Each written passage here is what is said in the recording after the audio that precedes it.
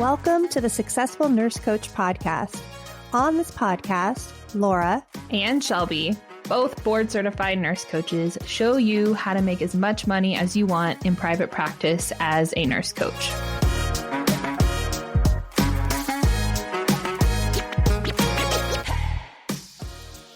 All right, welcome to the Successful Nurse Coach podcast. I believe today is the day after Christmas. If you are listening to me on this Monday, I hope you had a fantastic holiday. I hope that you have some time to rest. I know if you're still working in the hospital, this is usually when we pick up some overtime, and the holidays don't tend to be too chill in the hospital. So for those of you who are working, I appreciate you. And today's episode is completely unscripted. It's me speaking from the heart, and it's really taking a moment to review this year. I'm going to review my year personally. I'm going to review my year professionally, what has happened, what I've learned, what we're working on now, including spilling the beans about our new strategist that we are working with, that we are very excited to be working with, and also wanted to ask you some questions and have you come answer them in our community about your year in review. You know, I feel like I do this. I don't know if you guys do this, but we tend to always be just on to the next thing.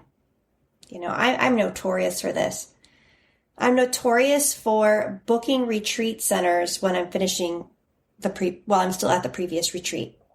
So I know that we can tend to keep looking ahead and we don't take moments to really reflect back. So I wanted to give us some time to do that.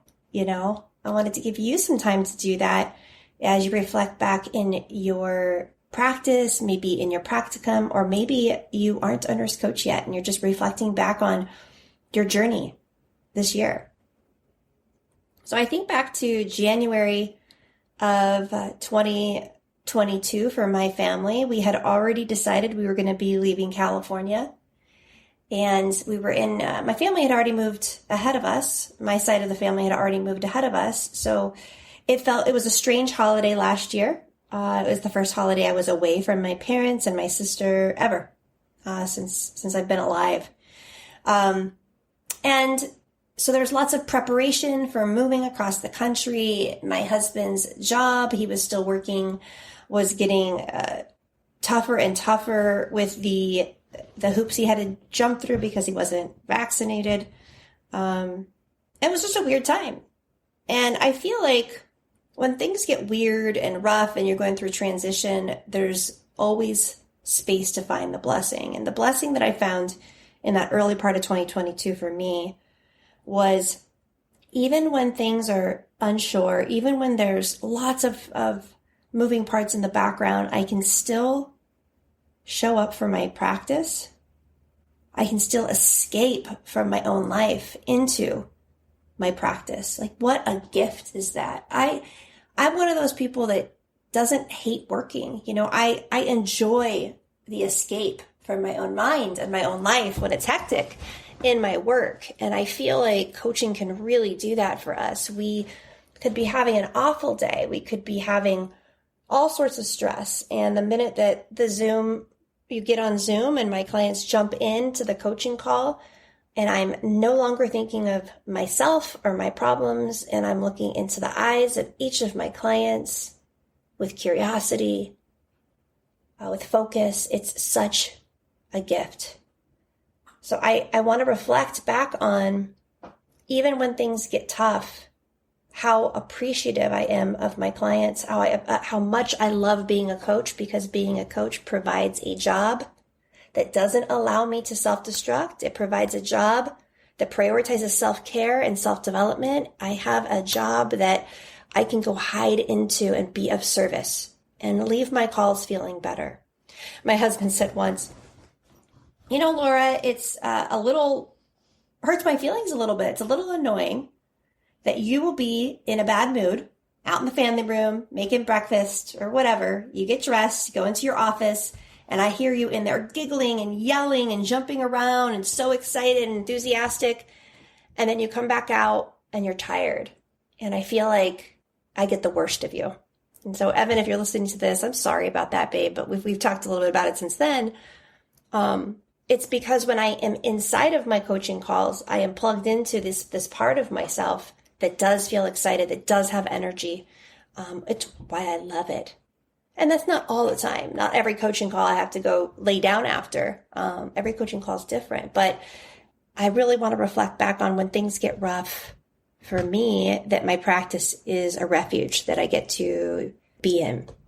We did a lot of up-leveling in our business this last year. We brought on team members. I mean, we brought on a total of 4 team members who were all extraordinary, all, to be honest, are more successful than Shelby and I were in the same amount of time. And we're so grateful for them because it allows us and our method and this movement to grow in a way that's still congruent and intimate.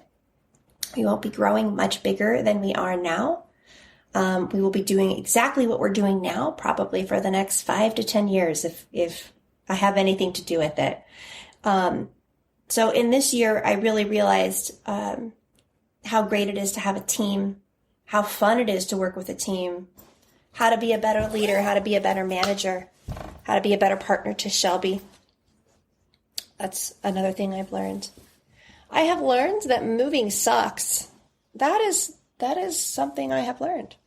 Moving is tough. It is so layered, especially moving across the country. There is loss and grief and being unsure. I didn't know if my loan was going to go through till 2 days before I left for Tennessee. I bought a house I had never been in before because the market out here was so crazy. It was a lot of faith that led us here, and I'm so excited to be here in Tennessee. But this is a huge year of transition for me and my family. I also feel like when I think about the year, noticing how much I've grown in my ability to not talk shit to myself. Stay with me here, you guys. You know, I think we all struggle with negative self-talk. We talk about it a lot in our groups. And, you know, I've overcome so much of it and still had some lingering parts of that, mostly around resting, mostly around being not productive, and around my health and prioritizing my health. And I really feel like this year I've overcome a lot of my thoughts about that, whereas if I decide to take time off from my workday to lay down, I do. And I see it as an addition to my workday. This is a change in mindset. It's a different mindset in year 5 of entrepreneurship than it is in year 1. In year 1, you're not sure how much you should be working and how much you should be slowing down. You're just not sure because you're your own boss. You're your own time clock. You're your own setting your own expectations, your own goals, your own pace. You have so much control that you swim in it a little bit because you just don't know what your boundaries are, what's right, what's wrong. I feel like in year 5, with some success, where it's not all about money anymore, it's more about fulfillment and vision and mission. I feel like in year 5, you know what you're made of because you tested your limits as you created your business. So I'm really grateful for this particular plateau. It's a short little plateau that Shelby and I are experiencing where we don't feel the need to keep growing, to keep pushing in the same way that we had before. Our growth is going to come differently.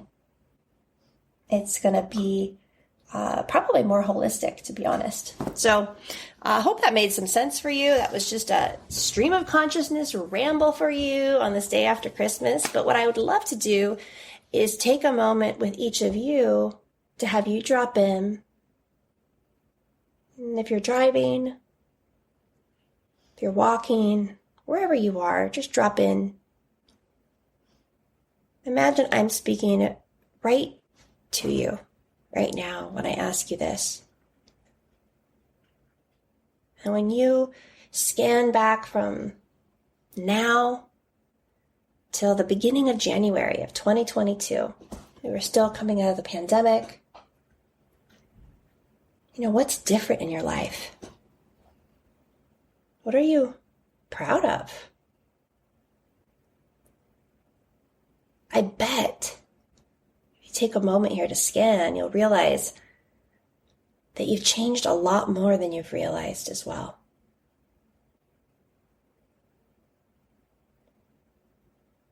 I love the phrase, and I say it all the time, and I remember Peter saying this to me at my intensive, is that we overestimate what we can do in a year, but we underestimate what we can do in 3. And right now, in this moment, is an opportunity for you to honestly reflect back on this past year and really appreciate how far you've come. And how far have you come? So much can happen in a year. So much can happen in a year, especially when you're playing the transformation game. You know, the transformation game's bananas because you can outgrow yourself in 3 months. It's really, really interesting when you start to think of who were you friends with 5 years ago? What was your relationship with money? What was your relationship with your partner? How were you mothering or fathering? And you'll see when you're playing this transformation game that you're almost unrecognizable, which to me brings me comfort. Because as each of you think back on your year in review in this moment, and you see how far you've come, imagine how far you can go this next year. Right? This is a game we get to play over and over again. We get to recreate who we are. I take issue with the phrase of taking time to find oneself. I don't think we find ourselves, you guys. I don't think we're lost under some, I don't know. We're not lost in some bush or lost under a piece of furniture. Like, what do you mean go find ourselves? Where do we look? How could we have lost ourselves? We are with ourselves. I think we create ourselves. We create ourselves. The life we have now is the one that we've created. Period. And as I'm sitting here getting preachy with y'all, anything that you don't like in your life in this moment, you've created as well. It's that insane level of self-responsibility. It's Byron Katie's The Work. It's realizing that it's our thoughts about our life that create our reality. And that doesn't mean that really hard things don't happen in our life. You know, really hard things do happen in our life. In those moments, when something happens medically that to somebody, or I had 2 friends actually pass away this year, both my age. Both extremely painful for me, mostly because they had kids my age, so it was so close to home. And you think to yourself, if we create our own ourself, and then someone we love passes away, and we have a negative reaction to that, are we creating that? Yeah, we are. I don't think it's wrong to have negative feelings or bad feelings or sad feelings. I think that's all really, really human. But what we do is create the meaning behind it. And for me, when really, really bad things happen or really unfair things are happening in the world, the only way I can create peace is with a spiritual solution. And I feel like when I look forward to this next year, 2023 for me, I'm putting a lot more energy into my spiritual practices, my spiritual beliefs. They're growing, they're expanding. Coming back home to some of my mysticism and owning some of my gifts again. I've been really busy in the 3D world, building this business, this coaching business. But I'm longing and ready to come back to some of the more metaphysical things about me that make me different and make me who I am and are really my soul's purpose wanting to be expressed.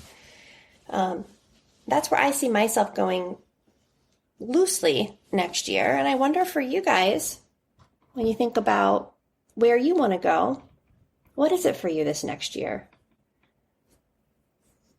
You know, we had our holistic goal setting workshop earlier in the month. It's awesome. We do it every year. If you weren't able to make it this year, please make it next year. It's so fun. We do it every year. People end up killing it in their goals, and they come back and they tell us that. But if you haven't made space to do that yet, make some space to write down all the things you're proud of this last year, all the things that you've overcome, all the ways that you've grown. Really start with that celebration. And then turn your gaze forward and look into this next year. And instead of goals of, I want to have a 6-figure business, or I want to do this, or I say have the intention, super, super high intention. I intend to make $10,000 a month in my coaching practice in 2023. I intend to lose 10 pounds and feel better in my clothing. I intend to, you get the point. What are your intentions for next year? Writing them down, saying them out loud, owning them. Getting clear on them is half the battle. It really is. And then we just create it. Then we just get to create it. Shelby and I are going to come back next week for the 2nd. We'll be back on January 2nd, telling you what's new for 2023 in the Successful Nurse Coach world, what we have going on. We have lots of surprises, a little bit of changes to our programs, not much, mostly adding value and shooting to have even more success with our clients this next year. We've got 2 awesome retreats planned in Tennessee and in Georgia. I think we're going to have over 100 people at retreats this year, which is fabulous. It's so much fun. I think Nurse Coaches in person is the funnest place on earth, personally. So we'll share some of that in this next episode on the 2nd. I know today's episode's short, but hey, we just had the holidays. We're chilling out. I just wanted to share what I learned this year, and looking forward to what I'm going to learn in 2023 with all of you. All right, guys, I hope this was a nice, short and sweet episode that will lead you to take some action.